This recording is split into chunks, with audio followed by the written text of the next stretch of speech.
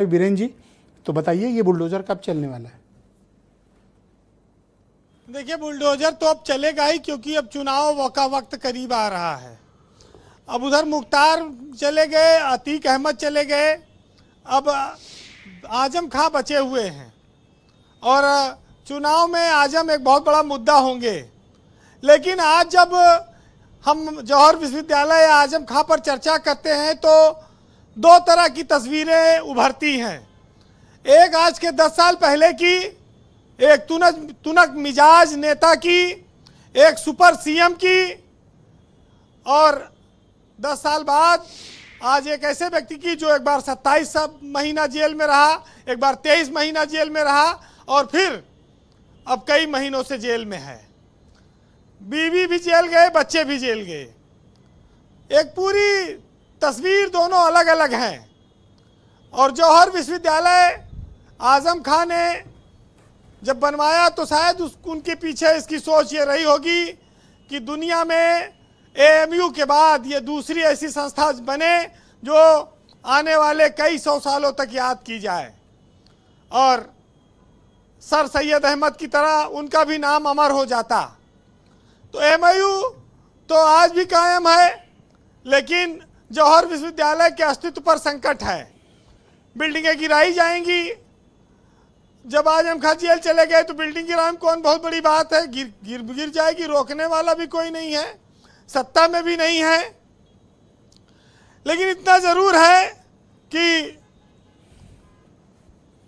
जिस आजम खां ने ब्यूरोक्रेसी को तनखैया कहा रुमाल से इनके जूता साफ कराएंगे, उस आजम खां को जेल की काल कोठरी पिछले 10 सालों से छोड़ नहीं रही है। और 2012 में जब इसका उद्घाटन हुआ था तब उस समय मुलायम सिंह जिंदा थे, अखिलेश यादव मुख्यमंत्री थे और कैबिनेट के 22 मंत्री इस कार्यक्रम में शामिल हुए थे। लेकिन समय बदला और आजम खां जो बनाना चाहते थे यूनिवर्सिटी को, वो तो नहीं बना पाए, अपने अस्तित्व के लिए जूझ रहे हैं। ना सांसदी बची, ना विधायकी बची, कोई पद नहीं बचा घर में, सब चला गया। और रामपुर जो आजम खां के लिए के नाम से जाना जाता था, अब रामपुर विवादों का एक बड़ा केंद्र बन गया।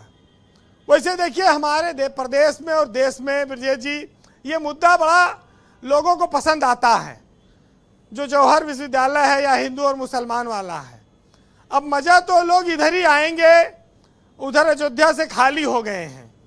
चर्चा इस पर शुरू होनी भी चाहिए, क्योंकि जब चर्चा होगी तब वोटों का ध्रुवीकरण बढ़ेगा। ये जरूर है कि आज रामपुर के संयोग से एसपी को भी हटा दिया सरकार ने। हाँ, उनको क्यों हटाया? कहीं काफी नाराजगी भरे हटाया गया, क्योंकि एलआईयू में भेजा उनको। ऐसा लगता है कि रामपुर में शक्ति कम करने की वजह से वो हटे गए होंगे। अब आज हटे हैं तो ज्यादातर कप्तानों का यही हश्र हुआ है वहां पे, मैंने देखा है। ज्यादातर कप्तानों का यही हश्र हुआ है वहां पे। मिर्जा जी, आजम खां को जब हम लोग देखते हैं तो एक बात आती है कि एक आदमी की भैंस चोरी हुई और उसको ढूंढने के लिए पूरे प्रदेश की पुलिस लग गई, कितना मजाक बना। और फिर वही आदमी मुर्गी चोरी के मुकदमे में जेल गया। मुजफ्फरनगर का जो दंगा हुआ उसके सबसे बड़े खलनायक आजम खां माने गए, और आजम खां के लाइफ का वो टर्निंग पॉइंट साबित हुआ, और अखिलेश यादव की सरकार का भी। और उस दंगे ने समाजवादी पार्टी का भी बड़ा नुकसान किया है। लेकिन आप ये भी देखिए अतीत में जाकर कि आजम खां की यूनिवर्सिटी बनती ही ना, ये जौहर यूनिवर्सिटी, अगर राज्यपाल जो अजीज कुरैशी थे, जो जिनको कुछ दिनों के लिए यूपी का चार्ज मिला था, उत्तराखंड के राज्यपाल थे, उन्होंने इसको यूनिवर्सिटी को मान्यता दी थी, क्योंकि उस समय तत्कालीन राज्यपाल मान्यता नहीं दे रहे थे। और आज वो यूनिवर्सिटी अजीज कुरैशी की वजह से खड़ी हुई थी। इसको भी लोगों को देखना पड़ेगा। फिलहाल आजम खां हमेशा, क्या वाकई में सरकार आपको ऐसा प्रतीत होता है कि इस मूड में है कि इस पे बुलडोजर चले, या फिर मामले को सिर्फ अभी तवे को गर्म करना है? नहीं बुलडोजर चलेगा, तवा गर्म नहीं हो। जब तक बुलडोजर चलेगा नहीं तब तक मामला महीनों चलेगा भी नहीं। तवा गर्म करने से अभी मामला बनने वाला नहीं है। ओके। एक बार बुलडोजर चलना शुरू हुआ तो चर्चा और का केंद्र रामपुर हो जाएगा और ये महीनों रहेगा।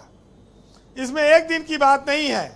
लेकिन आजम खां जब जेल से छूटे तब उनकी बात में, उनकी भाषा में नरमी आ गई और उन्होंने कहा कि ये लोग गरीबों को गोश्त खाते हुए नहीं देखना चाहते। ये लोग नहीं चाहते कि गरीबों के बच्चे तालीम हासिल करें और वो हमेशा वही उनको मजदूर बनाकर रखना चाहते हैं। मेरे जीवन का उद्देश्य यही था इस यूनिवर्सिटी को बनाने के लिए।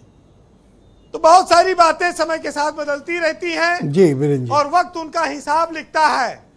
बहुत सारी नाइंसाफियां इतिहास में दबकर रह भी जाती हैं। कोई भी परफेक्ट किसी चीज का रिजल्ट आना इस समाज में संभव नहीं है।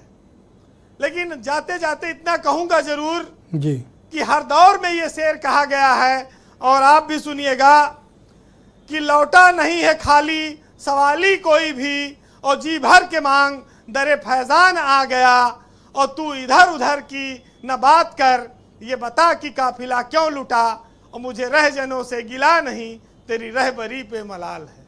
ये सपा वालों के लिए बोले हो आप?